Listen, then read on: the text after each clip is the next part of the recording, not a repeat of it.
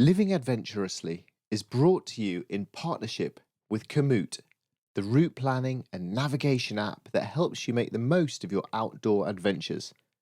Whether you're cycling, hiking, running, or bike packing, Komoot's easy-to-use technology will get you out the door and exploring more of the great outdoors. You can see where I've been exploring by checking out the highlights of my journey on Komoot. Just follow the link in the show notes. My name is Alastair Humphreys. I set out on a bicycle journey around Yorkshire to speak to interesting, ordinary people who, in very different ways, are making an effort to live adventurously. I wanted to talk about what they do, about the barriers they've faced along the way, and to seek their perspective on some of the big questions that all of us encounter in our lives. Welcome to Living Adventurously. I've written here, needs intro music. Okay, here we go.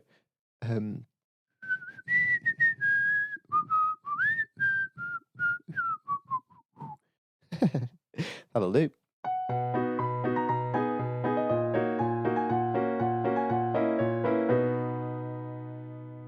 After a terrible night's sleep in a wood, the gale overhead was just thrashing the trees. I got back on my bike, bleary-eyed, and climbed up and over the first massive hills of my ride to the beautiful dale of Coverdale. And there, at the end of the road, I found the Beyond Boundaries farm. It's the kind of quiet little end of the road, end of the village place where you have eggs for sale outside in an honesty box. And Beyond Boundaries farm offers, well, a welcome and a community primarily, but also training and outdoor activities to people young and old with a whole range of mental disabilities. When I arrived, it was the busy, happy chaos of Monday morning. I was given a cup of tea and then taken off to look around the farm, to meet people there and to feed the donkeys and the pigs and the goats and the llamas, which I found a bit scary, and to have a chat. Kay and her husband Anthony, they were made redundant a few years ago after 20 steady years of being teachers. And this thrust them into a totally different world of uncertainty. But it's turned out to be one where Kay doesn't want to take time off anymore. She loves coming to work, and it's a very happy change to life. Now that her own kids are leaving home, it's a new adventure for her. So I spoke to Kay and she gave me some fascinating perspectives about adventure, challenge and achievement for the disabled people that she's working with at the Beyond Boundaries farm. I'm Kay, and with my husband Anthony, I run a small business called Beyond Boundaries, where we look after people with learning disabilities and or physical disabilities. Okay, but you haven't always done that. So can you tell me about your life in the olden days? What was your life? In the olden days, I was a teacher in mainstream education. I taught business and economics for 21, 22 years, something like that, until my daughters were grown up, when I felt I needed a change. And what was that change? Well, when I first left, I took a redundancy payment and spent a year doing not very much, really, trying to work out what I wanted to do.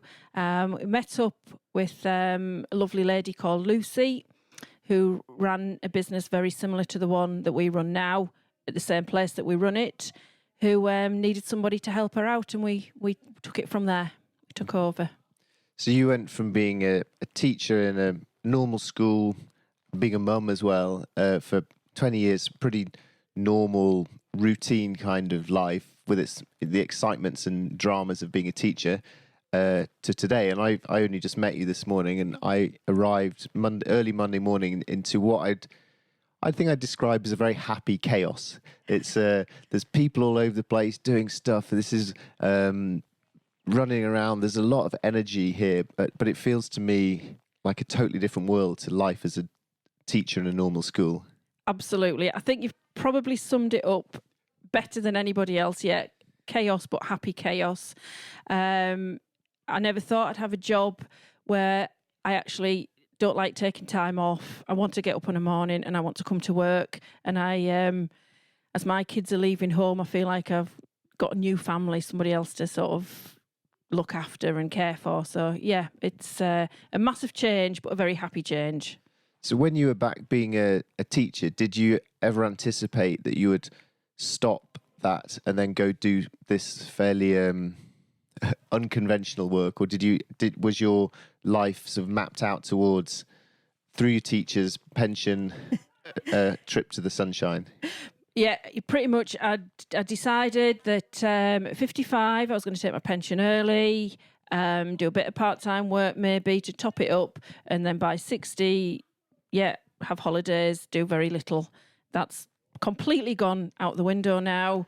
I'm coming up very rapidly to 55 and I have no intention whatsoever of retiring in the foreseeable future. Okay. So can you compare the life of certainty you had then to this life of uncertainty now? This is so much more interesting, fun. I don't have to do the bits and pieces that I didn't enjoy with teaching. Didn't mind the teaching. I didn't like all of the paperwork that goes with it. So I'd also done it for so long. I got to a position where I was a little bit bored. I'm never bored now.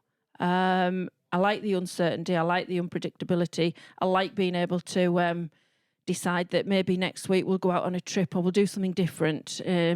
So, yeah, it's much more fun, much more exciting. And what are the pension prospects?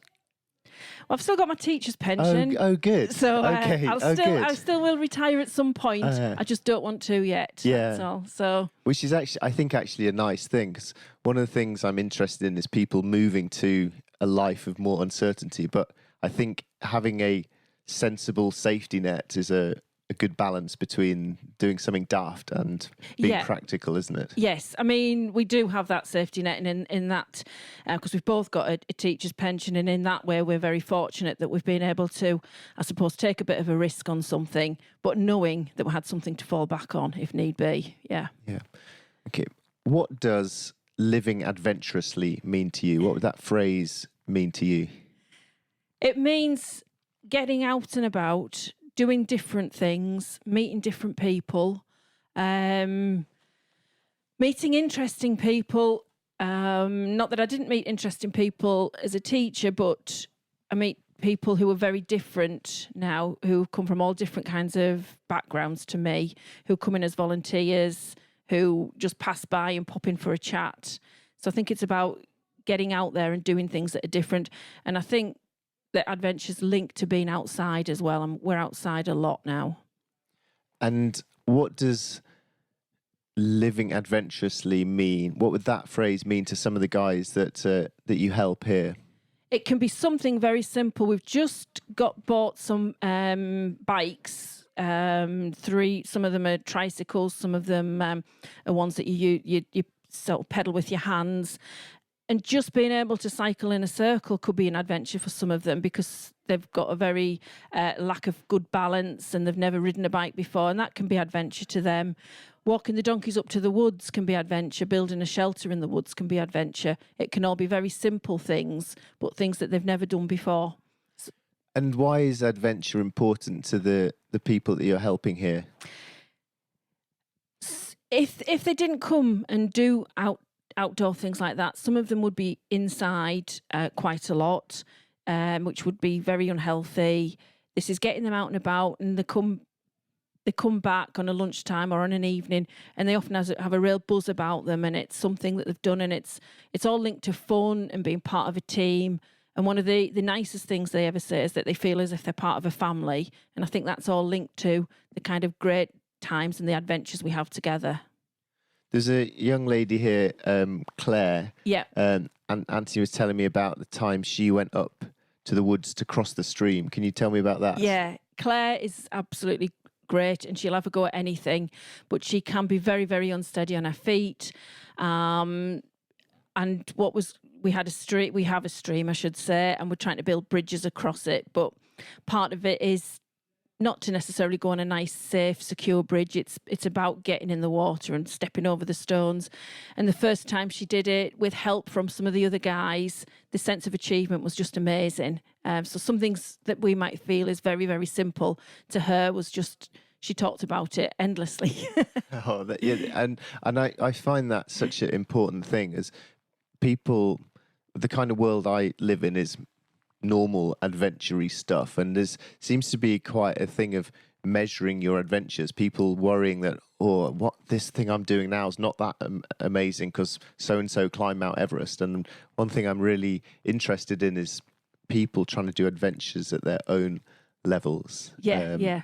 And I guess that's something you experience here, is each of them, they have different needs and skills, don't they? So adventure's different for them all. Yes, absolutely. One of our service users, he sometimes stays over here if his parents are away for rest. He stays here for kind of respite care, and staying on a farm to him is a massive adventure as well. He likes to hear the animals early in the morning, and he gets up and he goes round and looks at them, and that's an adventure to him.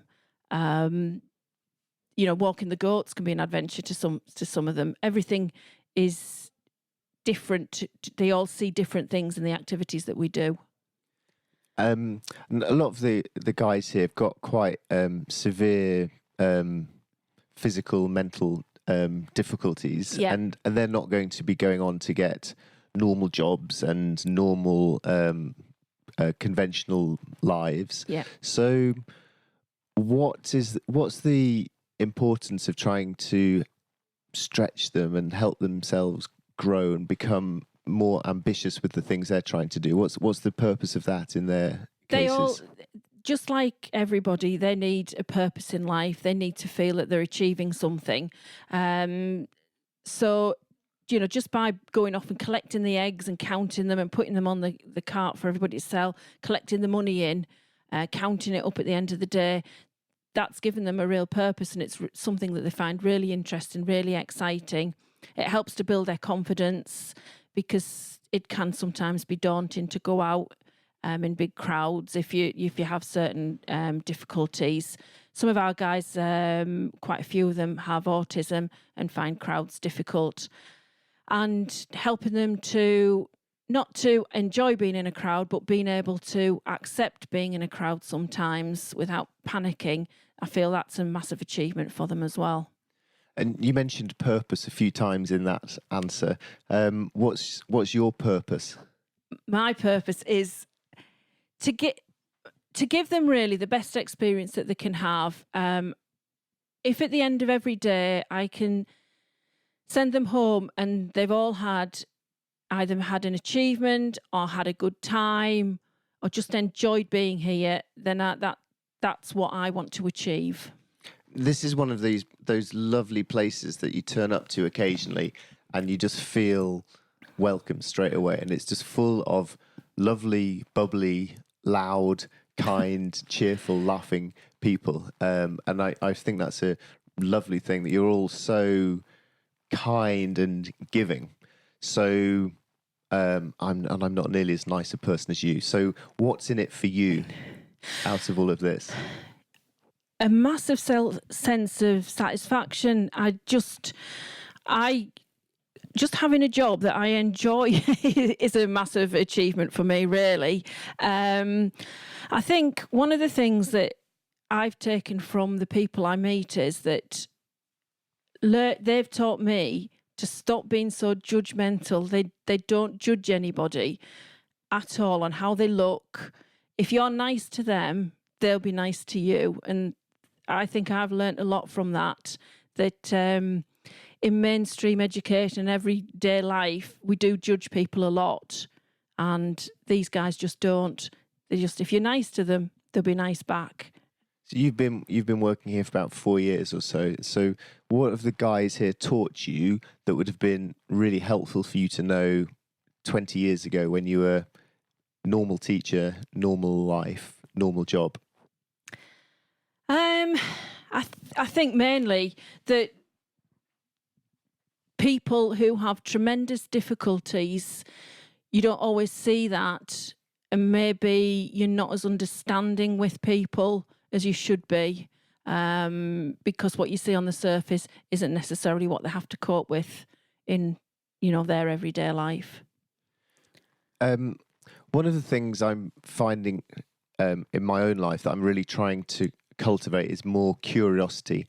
I find that when I do stuff out of curiosity, then interesting things happen. And one thing I noticed this morning, there's the young girl, I can't remember her, who was asking a lot of questions about the rabbits and the ducks. Yeah.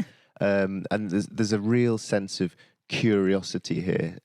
So have you found that? Yeah, it's about never-ending stream of questions, some of which I can't answer. We usually manage to find somebody who can answer them. Walking up to the woods, we can stop every few yards to have a look at something that I would have walked by. I wouldn't have noticed it. What's this? What's that? Why is it there? Sometimes it's nothing. Sometimes it's we see a few slow worms. I've never really noticed them before because I've never looked. Now I've seen quite a few since I've been here, and every time we see one, we stop and we talk about it, we look at it, we photograph it. So it's just never-ending stream of questions, yeah. So why are they more curious than you or I? I think they lack some inhibitions, and they don't care if they're not worried that people don't think, well, you should know that. They don't care. They'll just ask. They've not learned sometimes to hide their curiosity because they don't want to appear foolish. They're just more spontaneous, perhaps. So I've met you now on this day 3 of my adventure cycling around Yorkshire. What do you think I could learn from the Beyond Boundaries thing that will help me as I go off on my adventure around Yorkshire? To not worry about the little things, to have a good time, and just to be nice to people. I'm sure you are nice to people, but that's what I take from them. Don't judge people and be nice. That's very good advice. Thank you. The last question I want to ask you is this: if you had 1 extra hour a day, all to yourself, every day, what would you do? Oh dear, that's tough. I'd probably sit down and read a book. Sorry. Okay, well, follow up then. What book should I go and read that will help me become more wild and bold and curious? What's a good book for me to read? Oh, heck, you put me on the spot here. Trying to think which book. Sorry, I really put you on the spot. You really have put me on the spot. Okay, I'll pause that then and ask you one more question about Beyond Boundaries, which is what do you need here? How could people, the wider world, or the millions or dozens of people listening to this, what can people do to help the work you're doing? Well, we do get a lot of help. We have we met a new volunteer today. Basically, people who are willing to give up some time to come along and volunteer, be it for 1 day a week, as some people do, or even just to pop in every now and then for a cup of tea and a chat, and just talk to them. They love having visitors. Just talk to them. So yeah. It's mostly local visitors and support you need, rather than anything via. I mean, there's always a business like this. Money is always important, but it's the time people give that is much more important, really. Yeah, actually, sorry, I'm so bad at these podcasts, having been number 2. One of the main things I wanted to talk about, which I completely forgot, is that you reminded me of that, because the 2 things that stop me doing things in life are usually time or money. And I think for a lot of people, they're the 2 big barriers. But the guys you're working with here, that's not not really the issue in their life, time or money. So what are the sort of barriers that they face? A lot of them will face maybe transport could be an issue for them wanting to get out and about. Also, maybe that they haven't got access to some of the facilities and clubs that other people would have. There is not so much for the guys that come here, but for some people that we meet when we go into schools, facilities, changing facilities and things, that can be a massive barrier, that if there aren't the correct changing facilities for people who are severely disabled, it will stop them getting to where they want to go and to doing what they want to do as well. And how do they, this is a generalisation, but how do they, by and large, cope with society at large? Does society look after them properly, help them properly? I've found that when we take them out, I have actually been really, I think, pleasantly surprised at how many people are kind and caring with them. And yeah, they talk to them, they laugh, they chat with them, and then they look after them. I think I've seen a nicer side of society than perhaps you see in the news, that awful things go on. And when you go out there with these guys, you think, no, there are a lot of people out there who are really nice. We just don't hear about them. There are a lot of people who are nice, and some of them are here today. So I thank you for inviting me, or welcome. I'm not sure you did invite me. Thank you for letting me come after I invited myself. And I really admire what you're doing. And I think it's a very happy place. So thank you. Thank you very much for coming, and I hope you enjoy the rest of your adventure. Thank you.